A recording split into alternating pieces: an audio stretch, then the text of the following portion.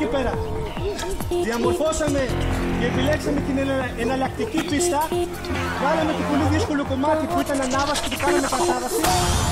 Δεν έχουμε σκοπό να σας στείλουμε ακόμα, αλλά δεν έχουμε σκοπό να κάνουμε και περίπατο. Δεν είναι πολλά χιλιόμετρα, ο αγώνας είναι ερασιτεχνικός, να γουστάρουμε, αλλά να μην είναι και τελείως για παιδάκια η πίστα.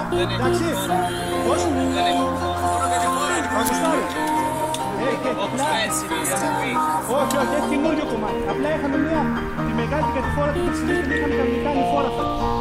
Αλλά λόγω της συντροφής του καινούριου που έφτασε, παρόλο που δεν υπάρχουν λάθος. Το μόνο κομμάτι που θέλω να προσέξετε είναι εκεί που βλέπετε πάνω, θα φτάσετε σε ένα μαδρί εκεί πέρα. Εκεί θα κόψετε κατευθείαν αριστερά, 15 χιλιόμετρα, θα κόψετε αριστερά. Σε αυτό το κομμάτι μόνο, σας το λέω από τώρα να προσέξετε, είναι καθαρά τεχνικό το κομμάτι. Είναι κατηφόρα, αλλά ο δρόμος έχει συμπαραγή βράχη κάτω και θέλει σιγά σιγά. Σιγά σιγά για να μην έχουμε γραμματίσει. Ο αγώνας υποστηρίζεται από 10 άτομα της ομάδας διάσωσης με αυτοκίνητα. Οποιοσδήποτε και να πάθει κάτι, θα κατευθείαν δεν υπάρχει πρόβλημα.